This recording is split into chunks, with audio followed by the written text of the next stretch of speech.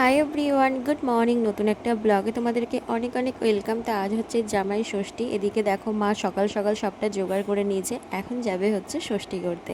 তো এখন মায়ের সাথে আমিও যাব ষষ্ঠী তালায় ডালাটা দিতে, যেহেতু মা এতগুলো নিয়ে যেতে পারবে না। আর এদিকে আমার মা রেডি হয়ে গিয়েছে, আমি মোটামুটি রেডি হয়েছি। তো দেখো এখন চলে এসেছি ষষ্ঠী ডালাতে, আর এখানে কিন্তু অলরেডি ঠাকুরমশাই চলেই এসেছে। আর এটা হচ্ছে ষষ্ঠী গাছ। চলো এখন বাড়ি যাওয়া যাক। তো এই যে দেখো বাড়ি গিয়ে বরকে সাথে করে নিয়ে এখন যাচ্ছি ষষ্ঠী দাঁড়াতে। আর এবছর আমাদের কিন্তু তৃতীয়তম জামাই ষষ্ঠী। তো এখন চলে এসেছি ষষ্ঠী তলায়। আর এসেই দেখলাম এদিকে কিন্তু ষষ্ঠী পুজো শুরু হয়ে গিয়েছে, এখন পাঁচালি পড়ছিল। আর দেখো গাছের নিচে তো পুরো ডালাতে ভরে গিয়েছে।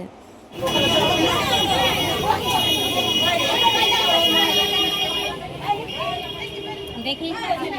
তো মায়ের তো ষষ্ঠী পুজো কমপ্লিট, এখন আমরা যাচ্ছি বাড়ি। আর দেখো পুরো সিঁদুরে মাখামাখি, বেশ ভালোই লাগে এরকম মাথা ভর্তি সিঁদুর, গালে সিঁদুর। বাড়ি এসে মা দিয়ে দিল প্রসাদ, তো এখন চলো প্রসাদটা খাওয়া যাক। তো এটা হচ্ছে পরের দিনের, তো জামাইয়ের খাওয়ার দাওয়ার ব্যাপারটা পরের দিনই হয়েছিল। তো এখানে দেখো 5 রকম ভাজা হবে, শাক হবে, তার জন্য এগুলো কিন্তু এখন কেটে নেওয়া হয়েছে। আর সকালবেলায় জামাইকে খেতে দেওয়া হয়েছে ডাল পুরি, ঘুগনি, আর সাথে হচ্ছে আম। তো চলো এবার মেনুতে কী কী হয়েছে সেগুলো তোমাদেরকে বলি। তো এখানে হচ্ছে 5 রকমের ভাজা, মাছ ভাজা, চিকেন, মাটন, ডাল, পাঁপড় ভাজা, চাটনি, স্যালাড, 5 রকমের মিষ্টি।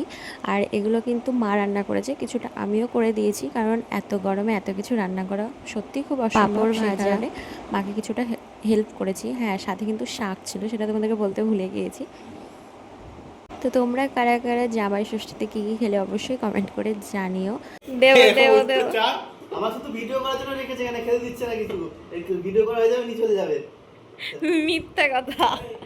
তো চলো বরের তো খাওয়া কমপ্লিট, এখন আমি খেতে বসে পড়েছি। আরও যেগুলো বললো সেগুলো কিন্তু বদমাইশি করছিল, যেহেতু আমি ওকে ছবি তুলছিলাম, খেতে দিচ্ছিলাম না সেই কারণে। তো এখন দেখো মার আমি খেতে বসে পড়েছি। আর এদিকে দেখো এত কিছু রান্নার মাঝে আমি কী কী নিয়েছি চলো সেগুলো তোমাদেরকে একটু দেখাই।